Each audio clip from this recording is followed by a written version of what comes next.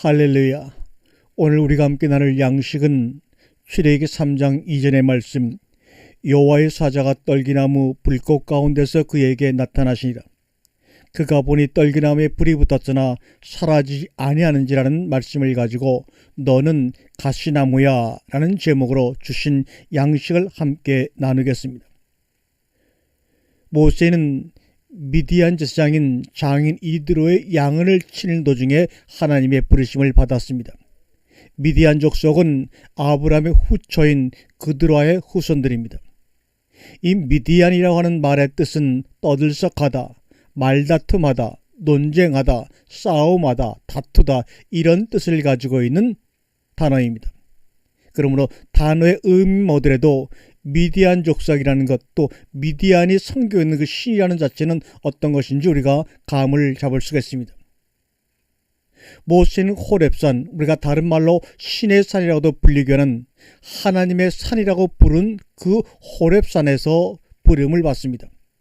그런데 하나님의 산이라고 부른 이 산의 이름치고는 너무나 황당합니다. 하나님이 자신의 사랑하는 사람을 부른다고 생각한다면 좀 더 웅장하고 멋있고 아름다운 곳에서 불러야 될 텐데, 이 호렙산, 신의 산이라는 이름의 뜻은 황폐하다, 죽이다, 파멸하다, 감으로 타다 이런 뜻을 가지고 있는 단어입니다. 그러므로 황폐하고 죽이고 파멸할 수밖에 없는 그런 장소 속에서 가시나무에 불이 타는 그런 상태 속에서 모세를 부르고 있습니다. 이미 모세를 부르는 장소의 이름을 가지고도 앞으로 모세를, 이스라엘 백성들을 어떤 식으로 인도하실지 그 속에 숨겨져 있는 것을 우리가 발견할 수 있지 않을까요? 가시나무라는 것, 떨기나무로 번역된 가시나무입니다. 가시나무는 하스네라는 히브리어로 찌르다라는 뜻을 가지고 있는 것입니다. 중동 지역만 아니라 아프리카 지역에서도 흔한 나무가 바로 하스네 가시나무입니다. 보통 아카시아 나무라고 부릅니다. 길이가 보통 한 20cm 정도, 굵기도 5mm 정도 되는 그런 아주 무시무시한 가시입니다. 얼마나 가시가 단단한지 망치를 가지고 일반 목재에 박기도 합니다. 다시 말하면 못을 대용해서 쓰기도 않을 정도의 그냥 굵기가 강한 나무입니다. 그런데 이런 쓸데없는 나무, 하다못해 불쏘시개로도 쓸 수 없는 이런 나무를 우리가 뒤에 보니까 성막의 지성소를 만드는 조각목으로 사용하도록 하나님께서 명령하셨습니다. 그 조각목에 금을 입혀서 사용을 하여 지성소를 만듭니다. 이 말은 무슨 뜻입니까? 모세를 부를 때 불타는 가시나무로 해서 불렀습니다. 사람들에게 아무 쓸모도 없어 버릴 수밖에 없고 사람을 찌르기만 하는 그런 부적합한 나무를 가지고 하나님이 임재하시는 지성소의 널빤지로 조각목으로 사용하셨다는 겁니다. 모든 이들에게 쓸모없어 버려질 수밖에 없는 가시나무가 성막의 가장 중요한 재료로 쓰임받는 것을 알 수가 있지요. 이 가시나무가 신약에 와서는 예수님의 마지막 골고다 산성에서 멸류관으로 쓰인 나무입니다.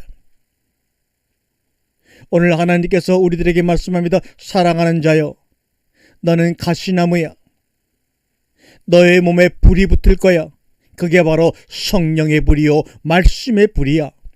이제 너의 몸이 성막의 지성소를 만드는 조각목으로 쓰여지게 될 거야.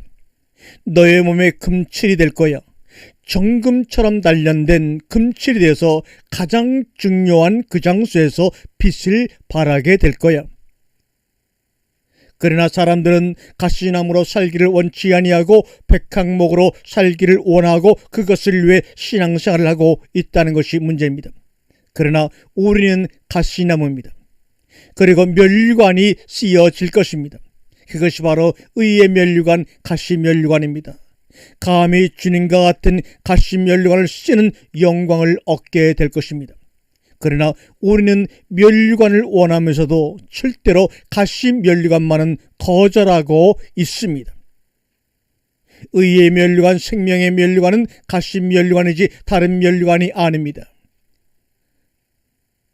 사사기 9장 15절에 가시나무가 나무들에게 이르되 너희가 참으로 나를 왕으로 삼겠거든 와서 내 그늘에 피하라. 그리하지 아니하면 불이 가시나무에서 나와서 레바논의 백향목을 살릴 것이니라 하였느니라. 가시나무가 백향목을 태워버린다고 말합니다. 왜요? 가시나무 그늘로 피하지 아니하면, 여러분과 제가 가시나무 그늘에 피하지 아니하면 가시나무에서 불이 나와서 우리의 모든 것을 태워버리신다고 말씀하고 있습니다. 출애굽의 사건이 진행되면서 출애굽의 사건의 전환점이 되는 지역이 바로 여러분이 알고 있는 민수기 13장 이하에 나오는 가데스 바네아 사건입니다. 애굽에서 홍해를 건넌 히브리인들이 2년 2개월 가정의 여정을 거쳐 가데스 바네아에 와서 이스라엘로 거듭나 요단강을 건너 가나안으로 들어가게 됩니다. 민수기 13장에서는 여러분의 잘 아는 대로 가나안 12 정탐꾼의 사건이 나오는 말씀입니다. 40일 정탐 후 10명은 부정적으로, 오직 갈렙과 여호사 2명만 긍정적으로 보고를 합니다. 홍해를 건너온 이 히브리인들은 거기서 다 죽고 다시 태어난 자들이 이스라엘이 되어 요단강을 건너 가나안에 입성하게 되죠. 그 결정적인 원인이 바로 가데스 바네아 사건입니다. 10명의 정탐꾼의 부정적인 보고를 들은 이스라엘 백성들은 민수기 14장 1절에 보니까 온 회중이 소리 높여 부르짖으며 밤새도록 고굴하였더라 합니다. 아니, 누가 죽었습니까? 고굴하게. 우리가 언제 통곡을 합니까? 일반적으로 부모님이 죽어야 밤새 통곡을 합니다. 그런데 아무도 죽은 자가 없는데 불구하고 부정적인 보고를 받은 이스라엘 온 회중이 밤새도록 통곡하였다는 겁니다. 그 말은 무슨 말입니까? 그들이 믿고 따르던, 그들의 마음속에 있던 하나님이 사망한 사건이 아니고 무엇입니까? 이게 바로 십계명 제6계명에서 살인하지 말라는 겁니다. 4절에서 모세와 아론을 원망하여 애굽으로 돌아가자고 합니다. 이것은 또한 모세와 아론 지도자를 원망하는 것 아닙니까? 그들을 죽이는 것이 아닙니까? 여호와께서 말씀하시기를 내 삶을 두고 맹세하노니 광야에서 이들이 통곡한 자들이 다 죽으리라. 그리고 20세 이상 되는 성인 남자들은 여호수아와 갈렙만 빼고 출애굽 2년 만에 이러한 사건들이 일어나고 있는 겁니다. 어떻게 이런 일이 불과 출애굽한 지 2년 만에 일어나게 되었을까요? 그들은 광야로 나오자마자 이제는 우리는 자유인이 되었구나 하면서 속에 눌려있던 자아가 막 살아나기 시작합니다. 그것을 한껏 부추긴 사건이 바로 모세와 그 장인 이드로의 만남이라고 성경은 우리에게 말씀하고 있습니다. 이드로가 세상적인 시스템을 광야로 넣은 하나님의 백성들에게 심어주기에 교묘한 거짓 작전을 피고 있으나 에덴 동산의 아담과 하와처럼 모세도 그것을 깨닫지 못하고 장인이라는 인연 때문에 이드로의 술수에 넘어가고 있는 것이 성경에 표현되고 있습니다. 일단 이드로는 첫 번째로 여호와 하나님도 유일신이 아니라 많은 신들 중에 한 신으로 알고 있다는 사실입니다. 더군다나 여호와 하나님을 창조주 하나님으로 인식을 하고 있는 것이 아니라 기껏해야 교만이 행하는 애굽 정도를 이기는 신으로 인식하고 있다는 사실, 출애굽기 18장 11절에서 고백합니다. 이제 이드로의 고백입니다. 이제 내가 알았도다. 여호와는 모든 신보다 크심으로 이스라엘에게 교만히 행하는 그들을 이기셨더라고 얘기합니다. 또한 이들은 17절에서 내가 하는 일이 옳지 못하다, 모세가 하는 일이 옳지 못하다고 판단해버립니다. 이게 무슨 말입니까? 이 말은 모세에게 그 일을 시키신 하나님의 말씀을 판단하고 하나님을 향하여 선하지 못하다고 하는 것과 다름이 아닌 것 아닙니까? 이런 이들의 그 속을 알지 못하는 모세는 그의 말에 넘어가고 맙니다. 출애굽기 18장 15절과 16절에 보면 모세가 그의 장인에게 대답하되 백성이 하나님께 물으려고 내게로 옵니다. 그들이 일이 있으면 내게로 오나니 내가 그 양쪽을 재판하여 하나님의 율례와 법도를 알게 하였나이다. 여기서 물으려고 라는 말은 특히 예배하다는 말입니다. 그들이 하나님께 예배하려고 내게 옵니다. 또한 그들이 어떤 말씀이 있으면 일이라고 하는 것은 다바르입니다. 다바르라는 말을 일이라고 번역을 했습니다. 그러니 오해가 됩니다. 다바르는 바로 하나님의 말씀을 할 때 그 말씀 다바르입니다. 그들이 무엇인가 말씀이 궁금하여서 나에게 오게 되면 내가 그들의 말을 듣고 판단하여 하나님의 율례와 법도를 가르친다는 말이 바로 15절과 16절의 말입니다. 그들이 일이 있으면 말씀에 대한 궁금증이 있으면 내게 오나니 율례와 법도 말씀을 내가 그들에게 알게 하고 있습니다. 여기서 알게 하다는 말은 사역형 동사입니다. 사역형 동사라는 것은 지금 하나님의 일을 하고 있다는 겁니다. 그런데 하나님의 일을 하고 있는 그를 향하여 옳지 못하다고 모세를 판단하는 것이 아니라 하나님을 판단하고 있습니다. 모든 신들 중에 크신 분이 네가 믿는 하나님이지만 너에게 하는 일을 보니까 그는 옳지 못하다고 감히 하나님을 판단하는 이들의 모습이 나옵니다. 그런데 감히 미디안 제사장인 이드로가 11절에 그에게 이르되 그대의 하는 것이 선하지 못하도다. 하나님이 맡기신 일을 하는 모세를 보고 감히 선하지 못하다고 단정하는 이들의 자세는 바로 뭡니까? 에덴 동산의 뱀의 자세하고 똑같은 것 아닙니까? 오히려 뱀보다 한 단계 더 앞서 나갑니다. 에덴 동산의 뱀은 감히 하나님을 향하여 선하지 못하다는 말은 한 적이 없습니다. 그런데 이 광야에서 이들은 모세를 향하여 하나님이 옳지 못하다, 선하지 못하다 감히 합니다. 18절에 보면 이들은 하나님은 전혀 안중에도 없고 그저 사위 걱정하는 장인의 모습밖에는 보이질 않습니다. 그러면서 19절에 이드로가 모세를 향하여 말하기를 내 말을 들으라. 내가 그대에게 방침을 가르치니 하나님이 그대와 함께 계실지로다. 그대는 백성을 위하여 하나님 앞에서 소송을 베풀며 이제부터 내 말의 말이 콜입니다. 콜. 이 말은 이제부터 내가 너에게 선언할 것이야. 어떻게 선언하냐?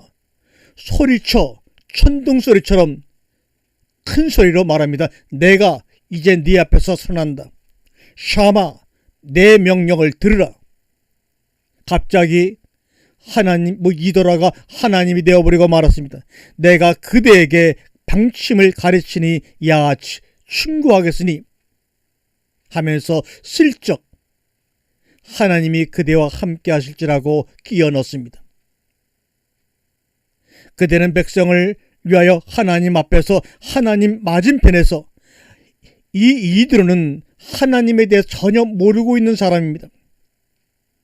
하나님의 앞에 서게 되면 어떻게 됩니까? 죽습니다. 그런데도 너는 하나님 앞에 서서 말씀을 하나님께 베풀며 소송을 하나님께 베풀며 여기서 소송도 다바르 말이라는 말을 소송으로 우리나라 성경은 번역해서 또 한 번 오해를 일으킵니다. 너는 하나님 앞에 서서 말씀을 하나님을 향하여 하나님께 이 말은 하나님을 향하여 베풀며 세상에 이런 말이 어디에 있습니까? 내가 너에게 선언한다. 그러므로 내 명령을 들으라. 내가 너에게 그 방침을 가리키겠다 하면서 방침을 가리킨다는 말이 뭡니까? 너는 하나님 앞에 서서 하나님의 말씀을 하나님을 향하여 베풀라. 이게 무슨 말입니까? 이제는 내가 대신하여 너에게 방법을 가르쳐 주겠으니 그로 인해 하나님이 자기가 방법을 가르쳐 줌으로 그로 인해서 하나님이 그대와 함께 하실 것이라고 이야기하고 있습니다. 이런 일이 감히 어떻게 일어납니까? 그런데도 우리는 그동안 이 속에 숨겨져 있는 참된 말씀의 뜻을 전혀 깨닫지 못하고 이드로가 하나님을 잘 알고 모세에게 아름답고 좋은 충고를 하고 있는 것으로 오해를 하고 있었습니다. 이때 이드로가 말하는 하나님은 여호와 하나님이 아니라 이드로가 섬기는 미디안인들의 신 중에 하나일 것입니다. 그러면서 출애굽기 18장 20절에 우리가 그렇게 많이 따랐던 10부장과 50부장과 100부장과 1000부장의 조직을 그에게 제안합니다. 지금도 천주교도 교회도 모든 세상의 조직이 바로 이드로가 제안한 뱀의 조직인 10부장과 50부장과 100부장과 1000부장을 지금도 따라서 채택하고 있습니다. 교회에서 집사교육이나 재직교육을 시킬 때도 이드로의 이 말을 빌려가면서 재직들을 교육시키고 있었단 말입니다. 이것이 얼마나 통탄할 일입니까? 잘못된 일입니까? 그러면서 말합니다. 10부장과 50부장과 100부장과 1000부장을 선택할 때 이러이러한 조건에 맞는 사람을 선택하라고 충고합니다. 첫 번째요, 제덕이 겸비한 자. 제덕이란 말은 하일이라는 히브리 말입니다. 권능 있고 재물 있고 능력 있는 사람을 선택하라 그 말입니다. 그런데 실제 여기서 하일이라고 하는 재물과 권능과 능력이라는 말은 어디에서 나온 말이냐? 힐, 근심하다, 상구를 겪다, 아프다, 낙태하다, 고통을 당하다, 떨다, 이 말에서 나왔습니다. 그들이 아무리 권능이 있고 힘이 있고 군대와 같은 능력이 있을지라도 실제로 그들의 삶 속에서는 떨림이 있고 고통이 있고 낙태를 당하고 아픔을 겪고 상구를 겪고 근심할 수밖에 없다는 말이 바로 제덕이라는 말 속에 숨겨져 있다는 것을 왜 우리는 모를까요? 두 번째, 일에 두려워하다. 하나님을 두려워하는 자로 선발하라. 그 다음에 진실무망하며 불의한 일을 미워하는 자, 네 가지 조건을 선택합니다. 그래서 교회에서도 장로를 선택하거나 집사를 선택하거나 할 때도 이 네 가지 조건에 맞는 사람을 그동안 선택해 왔습니다. 얼마나 무지한 가운데서 하나님의 뜻을 저버리고 잘못된 길로 교회 재직을 선택해 왔습니까? 지금이라도 늦지 않았습니다. 회개하고 바로 돌아가야 합니다. 위에 네 가지 조건들을 보면 얼마나 인간적으로 세상적으로 효율적이며 능률적이며 합리적이며 좋은 조건들처럼 보입니까? 참으로 웬만한 사람이라면 거절하기 어려운 조건들을 이드로가 모세에게 제시하고 있다는 사실입니다. 그러면서 슬쩍 신앙적인 자격 조건처럼 만들기 위해서 하나님이 인가하시면 이라는 문장을 살짝 뱀처럼 끼워 넣습니다. 그런데 여기에도 거짓이 있는 게 하나님이 허락을 하시는 것이 먼저가 아니고 그대가 이 일을 하고 그리고 하면서 하나님의 허락을 논하고 있습니다. 24절에서 모세가 자기 장인의 말을 듣고 그 모든 말대로 하여, 장인의 말을 들었으면 하나님께 여쭤봐야 될 것인데도 불구하고 하나님께 여쭙고 허락하시는 것이 아니라 그냥 장인의 말을 듣고 그대로 따라야 했다는 사실입니다.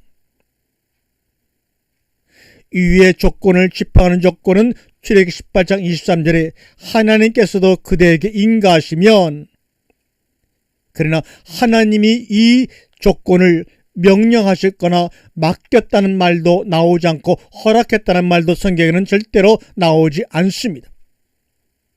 그 결과 출애굽기 18장 26절에 그들이 누굽니까?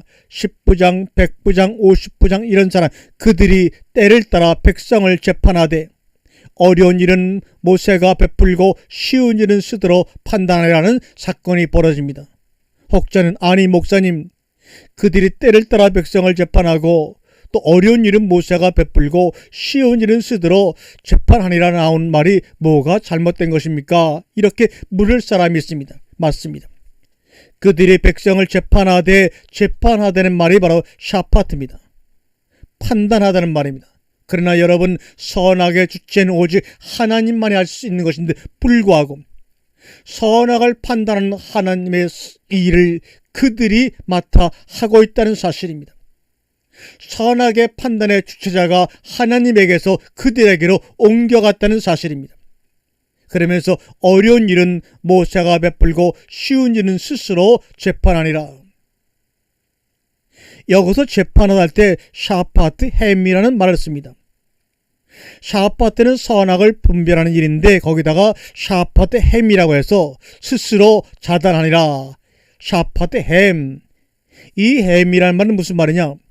그들을 자신을 오직 강조할 때 쓰는 단어가 바로 햄입니다. 그러므로 여기서 햄 샤파트라는 말을 사용함으로 인간적인 판단을 내리고 있음을 알 수가 있습니다. 또한 우리를 재판하거나 심판하실 일은 오직 선하신 이 하나님 한 분뿐임을 여기서는 무시되고 있는 것을 확인할 수가 있습니다. 이와 똑같은 단어가 출애굽기 18장 22절에서 장인 이드로가 모세에게 이 조직을 권장하면서 그들로 때를 따라 백성을 재판하게 할 때도 햄 샤파트란 말을 씁니다. 우리나라 말은 자단하더라, 재판하더라 라고 하는데 햄 샤파트, 그 선과 악을 구별하고 판단하는 그 주체가 그들, 나라고 하는 것을 강조하면서 햄 샤파트란 말을 씁니다. 이것이 얼마나 잘못된 행위입니까? 얼마나 하나님을 망령되이 하는 행위입니까? 그런데도 우리는 그동안에 깨달지를 못하고 있었습니다. 이드로가 모세에게 허울 좋은 말을 사용해가며 권면한 조직은 하나님을 경외하거나 하나님을 유일신 하나님으로 인정하거나 가나안 땅을 정복하기 위한 어떤 조직을 만든 것이 아니라 하나님을 대신하고 그의 사위의 심을 덜어주기 위한 판단하는 재판관들을 조직한 것뿐입니다. 선악의 시스템을 교묘하게 광야에 나온 히브리인들에게 심어주고 있는 모습입니다. 다시 말하면 화가 아담에게 선악과를 먹인 것처럼 지금 모세와 이스라엘 백성들에게 선과 악을 알게 하는 지식의 나무를 먹이고 있는 것입니다. 얼마나 끔찍한 일이 아닐 수가 없습니다. 에덴에만 뱀이 있었던 것이 아닙니다. 광야에도 뱀은 있었습니다. 다만 그 뱀이 이드로로 변장해 모세에게 접근을 했다는 사실입니다. 효율적이지는 못해도 지금 모세는 맡겨진 일을 제대로 처리하고 있었습니다. 하나님의 말씀대로 순종하고 있었습니다. 그런데 하나님을 멸시하는 조직으로 가네스 이드로가 말한 그 모든 것들이 하나님을 멸시하는 것이라는 것이 가데스 바네아에서 판정이 나고 만 것입니다. 이 이드로의 말한 조직에 길들여진 모든 사람들은 가나안을 정탐하고 와서 부정적이며 하나님을 멸시하는 이야기라므로 이스라엘 백성들 공포로 몰아넣습니다. 그래서 갈렙과 여호수아 두 사람 빼고 애굽에서 난 모든 사람은 죽고 맙니다. 이것은 잘못된 조직이구나, 이것은 잘못된 이루어짐이라는 것을 하나님이 보여주고 있는 것입니다. 우리가 신앙생활하면서 광야 생활하면서 가네스 바네아를 넘지 못하는 사람이 너무나 많이 있습니다. 민수기 1장 1절에 이드로가 만들어 놓은 조직을 하나님이 완전히 바꾸어 놓으십니다. 얼마 만에요? 출애굽 2년 2개월 만에요. 2개월이란 말은 무슨 말입니까? 한 달은 성막을 만드는데 사용된 기간이고 한 달은 모세가 하나님께 무릎을 꿇고 기도한 기간 합해서 2년 2개월입니다.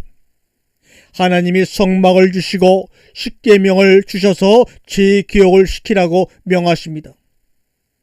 얼마 동안 재교육을 시킵니까? 38년 동안 광야를 빙빙 돌면서 재교육을 시키십니다. 이 교육을 통하여 그들은 드디어 예수 그리스도를 만나게 됩니다. 신약에 보면 성전 민문에 앉았던 38년 된 안진뱅이가 예수를 만남으로 일어난 것처럼 38년 동안의 십계명과 성막을 통하여 교육시킴으로 말미암아 그들이 드디어 예수를 만나 무릎에 힘을 얻고 일어나 가나안을 향해 진군하는 용사로 변모가 되었단 말입니다. 그들은 2년 동안 십계명의 본질도 모르고 그러니 십계명대로 살 수도 없었던 것입니다. 그 신앙이 가데사 바네아에서 폭로가 된 것 맙니다. 그들의 정체가 가데스 바네아에서 폭로가 되고 만 것입니다. 여러분의 삶과 여러분의 신앙 속에서 가데스 바네아 사건이 일어나고 말 것입니다. 그래서 여러분의 그 외식된 위장된 모습들이 다 폭로가 되고 여러분 속에 잘못된 신들과 여러분의 자아가 죽고 말 것입니다. 그리고 하나님이 주신 말씀과 몸된 성전 안에서 새롭게 훈련과 말씀을 먹음으로 말미암아 하나님의 용사로 거듭나 가나안 땅을 향해 진군할 것입니다. 하나님은 이드로가 말한 조직 대신에 민수기 1장 2절에 새로운 조직을 만들어 주십니다. 너희는 종족과 조상과 가문에 따라 하나의 군대를 만들어라. 그런데 이 군대를 보니까 이들의 조직이 더 좋아 보이고 강력해 보인다는 사실입니다. 어떻게 해요? 겉으로 보기에는. 이 말의 행간에는 부족한 것은 하나님이 하시겠다는 것을 하나님이 선포하고 이스라엘 백성들에게 약속을 하고 있는 것입니다. 이것을 봐야 합니다. 하나님이 하시겠다는 겁니다.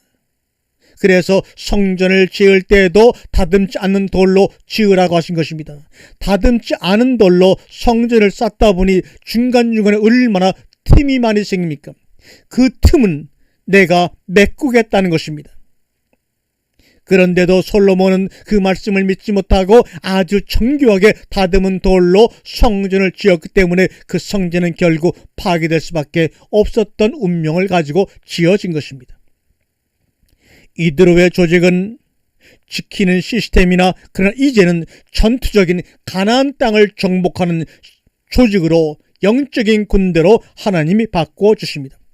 이미 이것은 창세기 2장 1절에 천지와 만물을 다 이루었다고 하는 하나님의 고백 속에서 그 군대는 탄생된 것입니다. 만물이라는 단어는 체밤, 웨콜 체밤, 이것은 군대라는 말입니다. 하나님이 하늘과 땅과 군대를 다 만들었다 이런 말입니다. 그런데 우리는 이 말을 만물이라고 번역을 해놓는 바람에 오해를 하고 있습니다. 그래서 이제 전투를 시작하려고 정탐꾼을 보냈더니 시작도 하기 전에 자신들이 그들의 보기에 메뚜기라고 하는 겁니다. 가데스 바네아 사건 이후 공격적인 조주로 군대로 그래서 만들어 버립니다. 용사로 하나님이 그들을 만들어 버립니다. 10부장, 100부장, 1000부장은 능력 위주의 인선이고 인간 위주의 인선이지만 민수기에 새롭게 만들어진 조직은 하나님의 조직은 철저하게 아들을 인선합니다.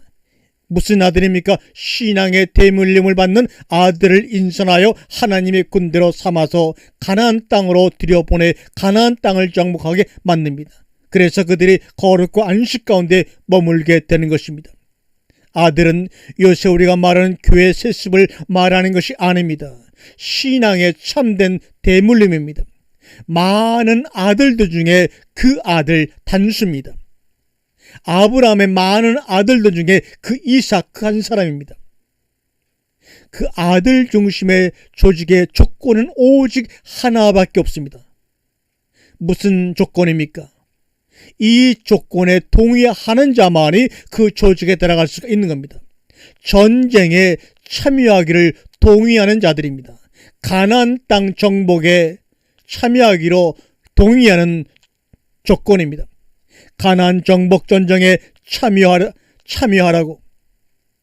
나 잘 먹고 나 잘 사는 것 바라고 내 가족 잘 되는 것 바라는 그러한 유지하는 그러한 조직이 아닙니다. 이러한 조직들은 겨우 자기 가족 중심입니다. 이러한 신앙에 살피하여 가나안 땅을 정복하는 전쟁에 참여할 자를 하나님이 콜 채바 이루어 놓으셨다고 창세기 2장 1절에 이미 선언하고 있습니다. 그럼에도 불구하고 창세기 2장 1절의 말씀을 무시하고 세상적인 조건 4가지를 끌어다 놓고 여기에 맞는 사람을 10부장이요 100부장이요 1000부장으로 세웠으니 그들의 정체가, 그들의 본질이 가네스바네아 가나안 정탐 사건을 통해서 다 폭로가 되고 만 것입니다. 이들어 조직은 광야에서 나는 죽고 예수로 살아가는 걸 배우는 대신 자신들의 처자를 먼저 생각하여 통곡하고 땅을 치며 하나님 원망하는 걸 가르쳐준 조직이라는 것이 폭로가 되었습니다.